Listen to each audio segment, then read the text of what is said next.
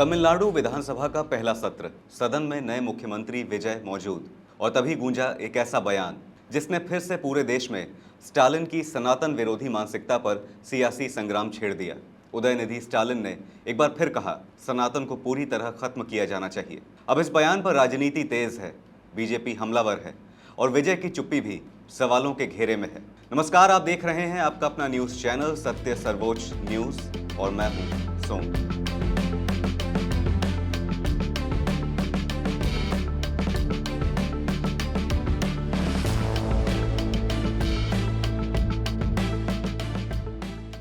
तमिलनाडु विधानसभा के पहले सत्र में डीएमके नेता और पूर्व मंत्री उदयनिधि स्टालिन ने सनातन धर्म को लेकर एक बार फिर से विवादित टिप्पणी की। सदन में बोलते हुए उन्होंने कहा कि जो सनातन लोगों को बांटता है उसे पूरी तरह समाप्त किया जाना चाहिए। खास बात यह रही कि उस समय तमिलनाडु के नवनिर्वाचित मुख्यमंत्री सी जोसेफ विजय खुद सदन में मौजूद थे और पूरा बयान सुन रहे थे।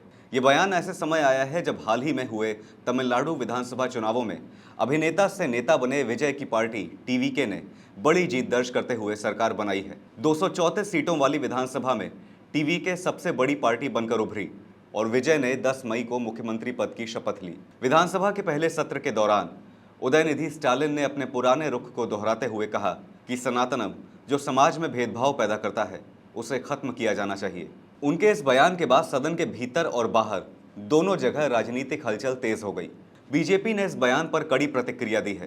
पार्टी प्रवक्ता सीआर केशवन ने इसे विभाजनकारी राजनीति की निरंतरता बताया। उन्होंने कहा कि उदयनिधि स्टालिन तमिलनाडु में उसी तरह की नफरत और ध्रुवीकरण की राजनीति कर रहे हैं जैसे कांग्रेस नेता राहुल गांधी पर आरोप लगते रहे हैं। केशवन ने कहा कि राहुल गांधी ने जहां संसद में स्थापित सिंगोल का मजाक उड़ाया और राम मंदिर प्राण प्रतिष्ठा समारोह का बहिष्कार किया, वहीं उदयनिधि स्टालिन लगातार सनातन धर्म पर विवादित टिप्पणियां कर रहे हैं। उन्होंने ये भी कहा कि तमिलनाडु की जनता डीएमके को सत्ता से बाहर कर चुकी है, लेकिन इसके बावजूद उदयनिधि स्टालिन अपने भड़काऊ बयानों से पीछे नहीं हट रहे। दरअसल ये पहला मौका नहीं है जब उदयनिधि स्टालिन के बयान पर विवाद हुआ हो।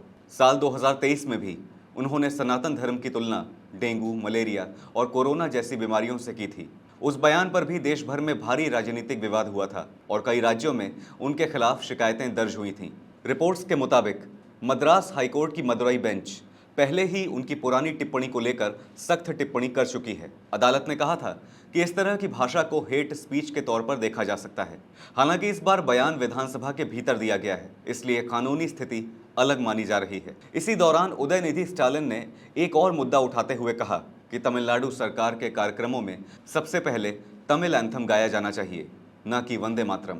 इस बयान पर भी सियासी प्रतिक्रियाएं सामने आने लगी हैं। राजनीतिक विश्लेषकों का मानना है कि डीएमके एक बार फिर अपनी द्रविड़ विचारधारा और खास तौर पर सनातन विरोधी सोच की राजनीति को आक्रामक तरीके से सामने ला रही है। वहीं बीजेपी और अन्य विपक्षी दल इसे हिंदू आस्थाओं पर हमला और धार्मिक ध्रुवीकरण की राजनीति बता रहे हैं। अब सबसे बड़ा सवाल यही है कि मुख्यमंत्री विजय इस पूरे विवाद पर अपनी कोई स्पष्ट प्रतिक्रिया देंगे या नहीं, क्योंकि विधानसभा में उनकी मौजूदगी के बीच दिया गया ये बयान अब तमिलनाडु की राजनीति से निकलकर राष्ट्रीय बहस का मुद्दा बन चुका है। आपके इस मामले पर क्या विचार हैं, हमसे जरूर साझा कीजिए। फिलहाल इस खबर पर इतना ही।